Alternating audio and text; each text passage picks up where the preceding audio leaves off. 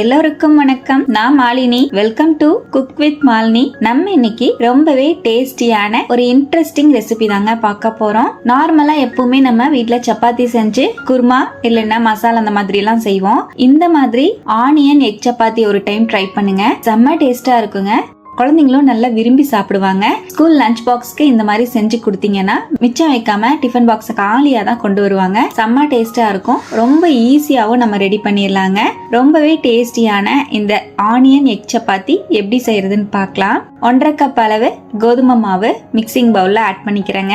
1/2 teaspoon உப்பு சேர்த்துக்கலாம். 1 teaspoon oil add பண்ணிக்கலாம். நல்லா மிக்ஸ் பண்ணிக்கலாம். இப்ப இந்த மாதிரி நல்லா கலந்துட்டு 1 கப் தண்ணிய கொஞ்சம் கொஞ்சமா சேர்த்து மாவை நல்லா சாஃப்டா நம்ம நார்மலா பிசைற சப்பாத்தி மாவு மாதிரி பிசைஞ்சுக்கலாங்க. பாருங்க, மாவை நல்லா சாஃப்டா பிசைஞ்சுட்டேன். இது அப்படியே ரெஸ்ட்ல இருக்கட்டும். ஒரு 5 நிமிஷம் அப்படியே இருக்கட்டுங்க.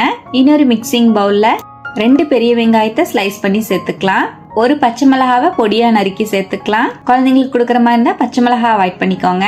1 கொத்து கருவேப்பிலைய பொடியா நறுக்கி சேர்த்துக்கலாம். 1/2 டீஸ்பூன் சோம்பு சேர்த்துக்கலாம். 1/2 டீஸ்பூன் உப்பு ஆட் பண்ணிக்கலாம். 1/2 டீஸ்பூன் மிளகாய் பொடி, 1/2 டீஸ்பூன் கொத்தமல்லி பொடி, 1/2 டீஸ்பூன் கரம் மசால் பொடி, 1/4 டீஸ்பூன் ஜீரக பொடி சேர்த்துக்கலாங்க. இதோடவே 1/4 கப் அளவு வெள்ளை அவல் சேர்த்துக்கலாம். அவல் சேர்க்கறனால நமக்கு வெங்காயத்துல இருந்து அந்த ஈரப்பதத்தை எல்லாம் உறிஞ்சிரும். உங்களுக்கு வேண்டாம்னா ஸ்கிப் பண்ணிக்கோங்க. நம்ம லஞ்ச் பாக்ஸ்க்கு வச்சு கொடுக்கும் போது நதன் போகாம இருக்கும். பாருங்க, அவலை சேர்த்துட்டு நல்லா மிக்ஸ் பண்ணிட்டேன். இப்ப வெங்காயம் எல்லாமே நல்லா சேர்த்து மிக்ஸ் பண்ணியாச்சு. இது அப்படியே இருக்கட்டும். இப்ப நம்ம பிசைஞ்சு வச்ச மாவும் நல்லா ஊறி வந்திருக்கு.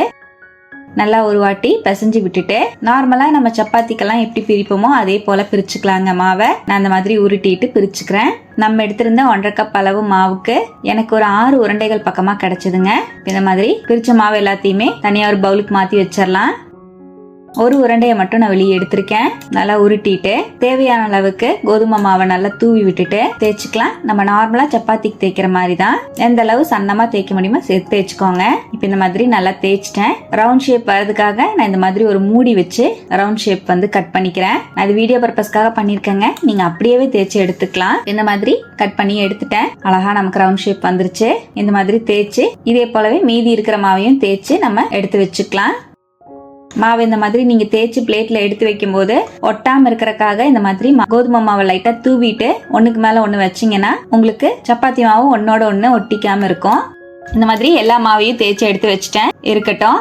இப்ப நம்ம பிசைஞ்சு வச்ச வெங்காயத்துல ஒரு முட்டையை உடைச்சு சேர்த்துக்கலாங்க. ஒரு 1/4 டீஸ்பூன் உப்பு சேர்த்துக்கலாம். முட்டைக்கு மட்டும் சேர்த்துக்கலாம். வெங்காயத்தை ஆல்ரெடி நம்ம சேர்த்திருக்கோம். நல்லா மிக்ஸ் பண்ணிக்கலாம். இப்ப அவ்வளவுதான். நல்லா மிக்ஸ் பண்ணிட்டேன்.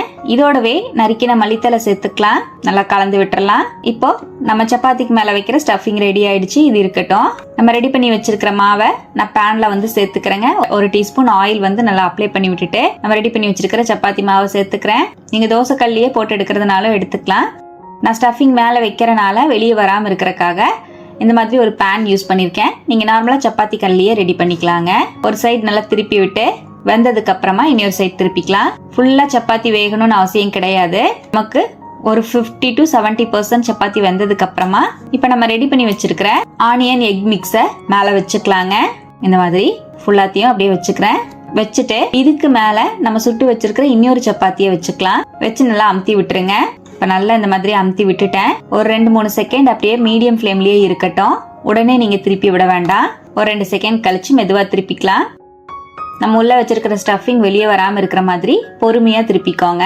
இந்த மாதிரி திருப்பி திருப்பி போட்டு நல்லா மீடியம் ஃப்ளேம்லயே சுட்டு எடுத்துக்கலாங்க. நம்ம இந்த மாதிரி சுட்டு எடுக்கும் போது சப்பாத்தி லைட்டா கிறிஸ்பியாவும் நமக்கு உள்ள இருக்கிற அந்த எக் மிக்ஸ் சாப்பிட்றதுக்கு சாஃப்டாவும் செம்ம டேஸ்டா இருக்கும். இப்ப அவ்வளவுதான், நம்மளோட ஆனியன் எக் சப்பாத்தி ரெடி ஆயிடுச்சு. வெளியே எடுத்துடலாம். இப்ப இதே போல நான் இன்னொரு மெத்தட்லயும் ரெடி பண்ணி காட்டுறேங்க. பேன்ல நம்ம தேய்ச்சி வச்சிருக்கிற மாவு சேர்த்துக்கலாம். தேவையான அளவுக்கு ஆயில் ஆட் பண்ணிக்கலாம். திருப்பி விட்டுக்கலாம். இப்ப சப்பாத்தி நல்லா வந்து ஒரு 50 to 70% அளவுக்கு வெந்துருச்சுங்க. இப்ப இந்த டைமிங்ல நம்ம ரெடி பண்ணி வச்சிருக்கிற ஆனியன் எக் மிக்ஸை சேர்த்துக்கலாம். இந்த மாதிரி ஒரு சைடு ஃபுல்லா நல்லா இந்த மாதிரி ஃபுல்லா அப்ளை பண்ணிட்டு ஒரு 2-3 செகண்ட் கழிச்சு திருப்பி விட்டுக்கலாம்.